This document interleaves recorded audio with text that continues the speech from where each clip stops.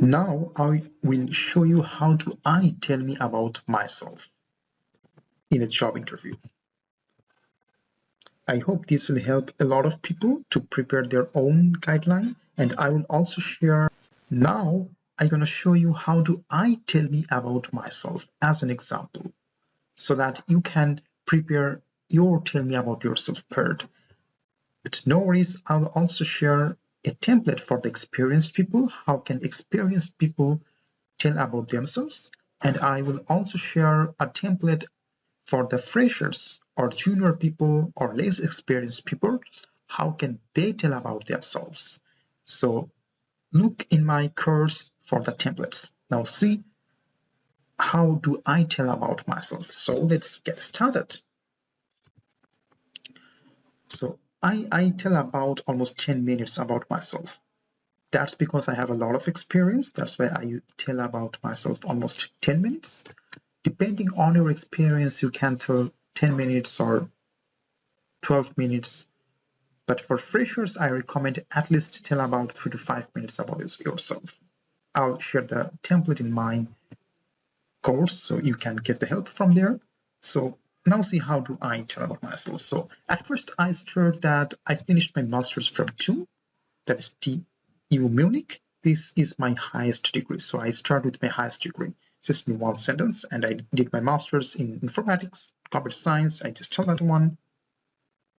Then I start with the companies I worked for.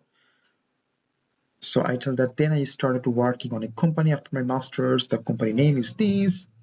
Then I tell about the project I worked on the company. So if the project was very complex, tell the complex parts of the project. For example, if you work with real-time positioning data, some voice call features, I work on some front-end, back-end, complex microservices and replications, so on. So the point is here, if the project is very complicated, you should tell a couple of lines why the project was very complicated. It will help you in the interview because the interviewer will know that you know a lot of stuffs. Some people work on some simple projects. If you work on a simple projects for 5 years, then you are doing the same things again and again and again. So you are really not learning new stuffs. Maybe in the first 1-2 years, you learn new stuffs, then you just repeat it, all the things. But if you work in a complex project, then there's a lot of moving parts in the project, a lot of dynamic parts in the projects, and there are some complications, and you did not solve all the problems, but other colleagues solved some problems. You talked with them and you learned a lot of stuffs. You know a lot of complicated stuffs. You know how moving parts, dynamic parts work together, and you learn a lot of things by talking with other people. And other people also show that how they solve their problem. That means you are learning new stuffs every day, right? So if you work on a complex project, that means you know a lot of stuffs. So you should emphasize if the project is very complicated, or you should tell the complex parts of the project. Maybe the project was not very complicated, but some parts of the project were very complicated. You should tell those parts that, hey, these and these parts were very, very complicated. And this makes the project very complex one, and I worked on this project. Then I tell about some other parts of the project. For example, if the project was developed for a very long time, then you can also tell that it was developed for more than 10 years. That means there were a lot of code. Since I'm a software engineer, so the code grew a lot, the project became complicated, and that means it was also a very successful project. It was running for, or it was being developed for more than 10 years. Customers has a lot of interests. And in my project, I say about the complicated part of the project, but you don't have to tell about those. You don't have to understand all of those parts because these are software engineering related. But here I'm just giving the example. How do I tell that? So that if you are a software engineer, you can understand from here. If you're not a software engineer, then no problem. You don't have to understand what the things, for example, message passing, what is MQTT, what is JMS. You don't have to understand those stuffs, but you just get the idea that I tell about these complicated parts I worked on, and these things were in the project, for example. Okay. Here I'm writing the stuffs so you can get an idea. And then I tell about what was my role. So my role was mainly backend development. Sometimes I worked on front end, sometimes I worked on Android. I tell about those stuffs. Then I tell about that what problems I solved, which features I developed, which features I worked with. I tell about those stuffs. For example, here I'm writing some stuffs. You can mention those. These are the some components or some parts of your software could be. I tell about those stuffs. I'm not reading out those stuffs. I'm just giving here as an example. Then I tell about that I improved the architecture of the system. That's also very, very important. Then I tell that I improved the architecture. I also say in which aspect I improved the architecture. For example, I made it more scalable, more reliable. I decreased the cost, maybe.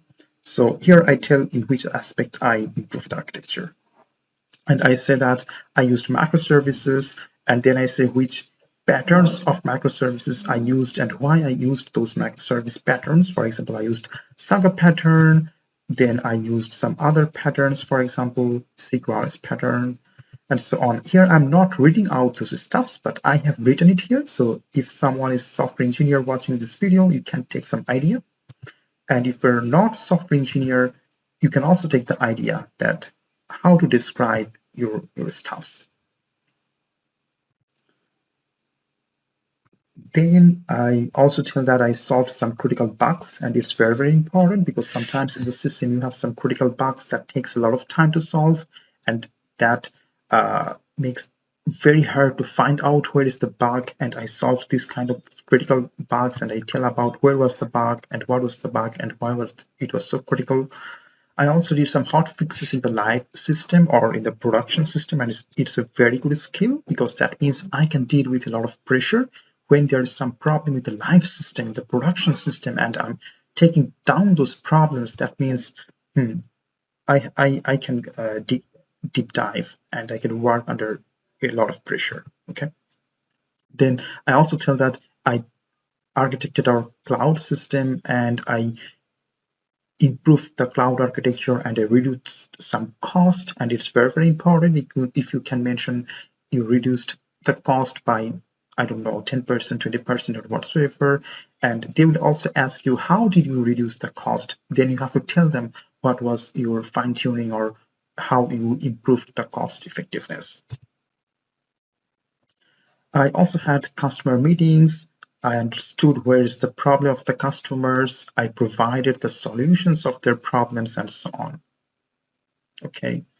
And it's also very important. That means I can handle customer, I can talk with the customer, I can understand their problems and so on. Then in the end of the tell me about yourself of this project, I also tell what was the impact from myself on the project. What was my impact on the project? I also mentioned some soft skills which I acquired from this project.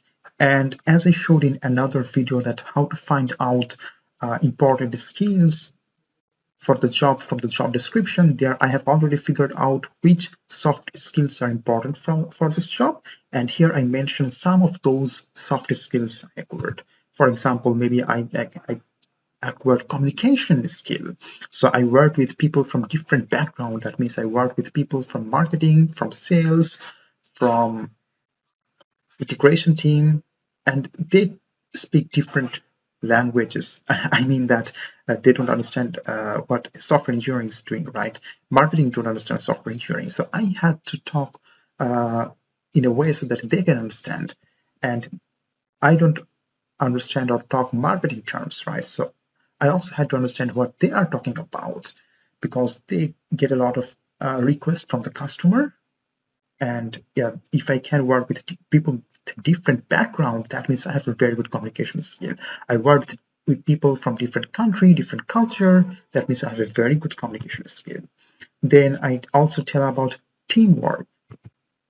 I talk about leadership, mentoring. I did some mentoring to junior colleagues or some other colleagues.